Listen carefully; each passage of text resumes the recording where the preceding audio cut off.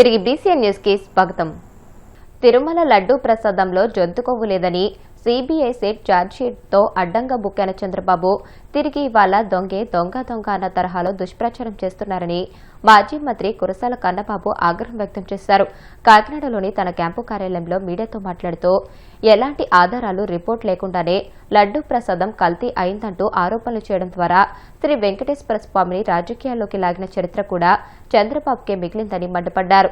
NDTV వంటి ప్రతిష్టాత్మక సంస్థలు లడ్డూ ప్రసాదంలో ఎలాంటి జంతు కొవ్వు కల్తీ లేదని చెప్పడంతో అడ్డంగా బుక్కాయించే ప్రయత్నం చేస్తూ కార్యకర్తల్లో విషయాన్ని నింపుతున్నారని తప్పుపట్టారు.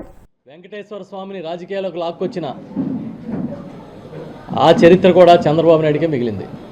నాకు తెలిసి ఈ దేశంలోనే కాదు ప్రపంచంలో కోట్లాది భక్తులు వెంకటేశ్వర స్వామి పేరు చెబితేనే తన్మయత్వంతో ఉండిపోతారు. అలాంటి వెంకటేశ్వర స్వామిని రాజకీయాల్లోకి లాక్కొచ్చి వాళ్ళ పన్నాగం పారలేదు, నిజాలు బయటకు వచ్చేటప్పటికీ ప్రజలు చీకొడతారనే భయంతో మళ్ళీ ఇప్పుడు కొత్త డ్రామాకి చంద్రబాబు నాయుడు వాళ్ళ అనుయాయులు, వాళ్ళ భక్తులు, వాళ్ళ సొంత మీడియా తెరతీసింది. ఎప్పుడైతే పవిత్ర స్వామివారి ప్రసాదంలో లడ్డూలో జంతు కొవ్వులు కలవలేదు, పంది కొవ్వు, ఆవు కొవ్వు ఇలాంటివి ఏమీ కలవలేదు, చేప నూనెలు ఏమీ కలవలేదనేది రిపోర్ట్స్ వచ్చాయో తక్షణమే వాళ్ళు పరువు పోగొట్టుకున్నాం, ఇబ్బంది పడుతున్నామని తెలిసి ప్లేట్ మార్చేశారు. ఒక పక్క సిట్, సిబిఐ వేసిన సిట్ క్లియర్గా నివేదిక ఇచ్చిన ఇంకా అబద్ధాలని ప్రచారం చేస్తున్నారు. వాటిలో కొవ్వులు కలిసినాయనే మాట్లాడుతున్నారు. ఇది డైవర్ట్ చేయడం కోసం ప్రశ్నించిన వైఎస్ఆర్ పార్టీ నాయకుల మీద దాడులు చేస్తున్నారు. గుంటూరులో కాసేపటి క్రితం మాజీ మంత్రివర్యులు, మా గుంటూరు జిల్లా వైఎస్ఆర్ పార్టీ అధ్యక్షులు అంబటి రాంబాబు గారి మీద దాడి చేశారు.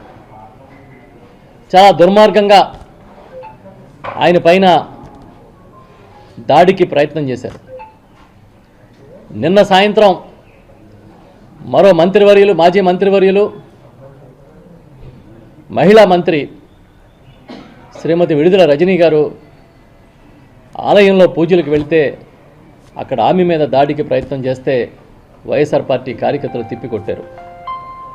అదేవిధంగా నిన్న మాజీ శాసనసభ్యులు, మా సీనియర్ నాయకులు, టీటీడీ మాజీ చైర్మన్ కరుణాకర్ రెడ్డి గారు ఒక హోమం చేస్తూ ఉంటే రాక్షసుల్లాగా తెలుగుదేశం పార్టీ అనుచరులు ఆ హోమాన్ని భగ్నం చేయడానికి వెళ్ళారు.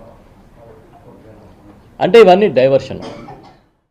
తిరుమల లడ్డూ వ్యవహారంలో గత వైసీపీ ప్రభుత్వం చేసిన చారిత్రక తప్పిదం ఇప్పుడు సీబీఐ ఛార్జ్షీట్ ద్వారా బట్టుబయలిందని, దీని నుంచి తప్పించుకోవడానికి అంబటి రాంబాబు కొత్త డ్రామాలు ఆడుతున్నారని కాకినాడ రూరల్ ఎమ్మెల్యే పంతం నానాజీ ధ్వజమెత్తారు. గత వైసీపీ ప్రభుత్వ హయాంలో టీటీడీకి సరఫరా అయిన నెయ్యిలో జంతువుల కొవ్వు లేదని సీబీఐ చెప్పిందంటూ వైసీపీ నేతలు సంబరాలు చేసుకోవడాన్ని నానాజీ తప్పుపట్టారు. అసలు పాలు, వెన్న అనే అన్వాళ్లు లేకుండా సింథటిక్ నెయ్యిని సరఫరా చేసి కోట్ల మంది భక్తుల మనోభావాలను దెబ్బతీశారని దుయ్యబట్టారు. ఈరోజు రాష్ట్రంలో జరుగుతున్నటువంటి పరిణామాలు మీరు చూస్తూనే ఉన్నారు.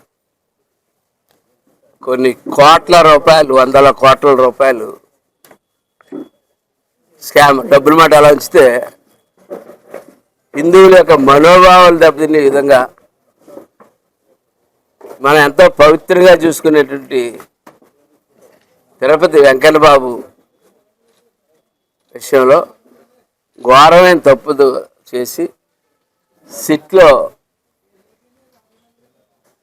రుజువు అయిన తర్వాత డైవర్షన్ పాలిటిక్స్ జరగదు. దాన్ని డైవర్ట్ చేయడానికి ఈ కుక్క అంబటి రాంబాబు గౌరవ ముఖ్యమంత్రి గారిని పౌరుషపదజాలతోటి, బూతులతోటి మాట్లాడిన వ్యక్తి గంట తిరగకుండా సార్ నేను సారనాలేదు అని చెప్పి, అంటే టోటల్గా ఏంటంటే చాలా సీరియస్ ఇష్యూ ప్రజల్లోకి వెళ్ళి ప్రజలు తెలిసే లోపల దాన్ని డైవర్ట్ చేసేయడానికి పెట్టినటువంటి కథలు. సిట్ దర్యాప్తులో వెంకటేశ్వర స్వామి యొక్క లడ్డూ తయారీలో వైసీపీ పాలనలో ఘోర అపచారం చోటు చేసుకుంది. అది ప్రజలకు వివరించాలని చెప్పి మొన్న జనసేన పార్టీ యొక్క శాసనసభ పక్షంలోని అలాగే మా కూటమిలోని నిర్ణయించుకుని ముందుకెళ్ళబోతా ఉన్నాం. ప్రాథమిక అంచెల ప్రకారం ఆధారాల ప్రకారం కొవ్వు కలిసిందని ఎన్డీటీవీ తన నివేదికలో చాలా స్పష్టంగా పేర్కొంది. అయితే ఇప్పుడు సిట్ చేసిన దర్యాప్తులో అసలు పాలే లేవాడు. చాలా ఆశ్చర్యం విషయం ఏంటంటే పాలే లేకుండా కేవలం రసాయనాలతోటి కూడిన ఈ జంతు కొవ్వులతో కూడినటువంటి నెయ్యి తయారు చేయబడ్డది. దాని మీద భక్తుల మనోభావాలు దెబ్బతిన్నాయని చెప్పి పవన్ కళ్యాణ్ గారు గొడవెత్తడం జరిగింది. అంటే చాలా ఆశ్చర్యమైన విషయం ఏంటంటే పాలు లేవు, పెరుగు లేదు, నెయ్యి తయారైంది. అది ఎలాగో తాడేపల్లి ప్యాలెస్లో ఉన్న ఆ సన్నాసి మేధావి ఉన్నాడు కదా, మేధావులు అనుకునే ఆ సన్నాసికే తెలియాలి తప్ప మన ఎవరికి తెలియదని చెప్పి తెలియజేస్తాం. అలాగే వైసీపీ 5 ఏళ్ళ పాలనలో 1.61 కోట్ల కిలోల నెయ్యి కొనుగోలు చేస్తే అందులో 60 లక్షల కిలోల నెయ్యి సర్ప్రైజ్. ఇది వాస్తవం కాదని జగన్ ఎందుకు అల్పిరిమేట్లే ప్రమాణం చేయగలరా అని చెప్పి నేను అడుగుతున్నాను. సర్ప్రైజ్ నువ్వు చూపించింది 1.61, కానీ అక్కడికి వచ్చింది 60 లక్షలే. అది వాస్తవాలతో చాలా క్లియర్గా కొట్టి కనపడతా ఉన్నది. అలాగే తిరుపతిలో ఉన్న డ్రామా ఆర్టిస్ట్కి, ఒంగోలులో ఉన్న దొంగ భక్తుడికి కథ అంతా ఎలా నడిపారో ఏంటో అక్కడ ఉన్న ప్రజలందరికీ తెలిసిన విషయం. సీఎం చంద్రబాబుపై అనుచిత వ్యాఖ్యలు చేసిన మాజీ మంత్రి అంబటి రాంబాబుకు కఠిన శిక్ష విధించాలని ఏపీ ఆప్కాబ్ చైర్మన్ కన్ని వీరాంజనేయులు డిమాండ్ చేశారు. ఏలూరు జిల్లా బేబుడోలు టీడీపీ కార్యాలయంలో పార్టీ శ్రేణులతో కలిసి ఆయన నిరసన వ్యక్తం చేశారు. ఈ సందర్భంగా గన్ని మాట్లాడుతూ ముఖ్యమంత్రి స్థాయిలో ఉన్న వ్యక్తిపై అనుచిత అవమానకర వ్యాఖ్యలు చేయడం ప్రజాస్వామ్య విలువలకు పూర్తిగా విరుద్దమని అన్నారు.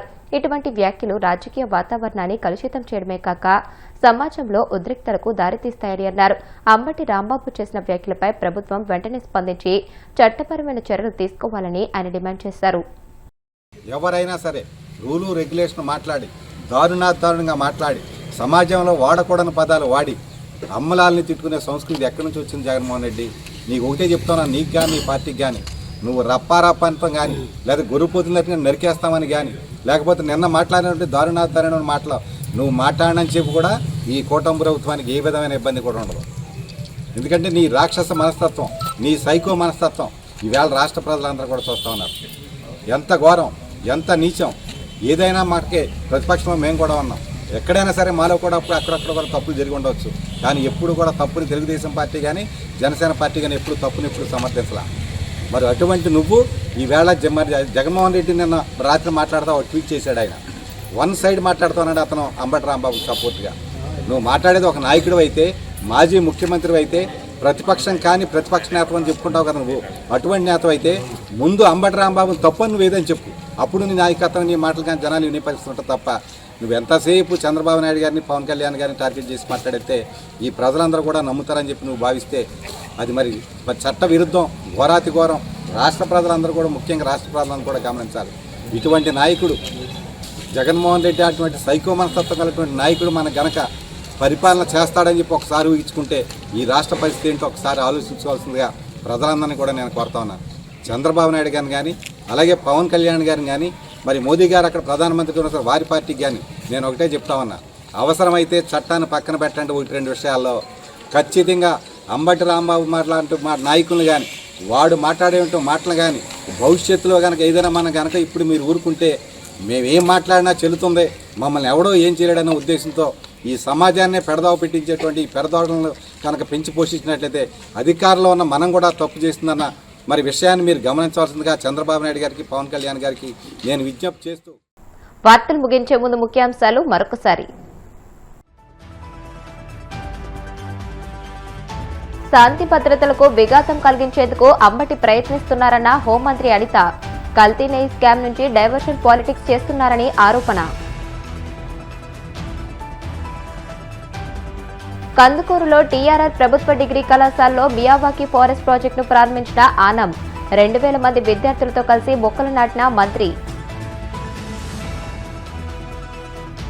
టీటీడీ నెయ్యి కల్తీకి వైసీపీ ప్రభుత్వమే కారణమన్న మంత్రి పయ్యావుల కేశవ్. 2022లోనే కల్తీపై CFTRI నివేదిక ఇచ్చినా తొక్కిపెట్టారని ఆరోపణ. ప్రభుత్వ భూములను సీఎం చంద్రబాబు తన కుటుంబ సభ్యులకు దోచిపెట్టడం తగదు. విమర్శలు గుప్పించిన వైసీపీ ఎమ్మెల్సీ బొత్స సత్యనారాయణ. ఈ వార్తలు ఇంతటితో సమాప్తం. మరిన్ని వార్తల కోసం DCN digital YouTube channel, Facebook page ని ఫాలో అవ్వండి. అప్డేటెడ్ వార్తల కోసం ప్లీజ్ సబ్స్క్రైబ్.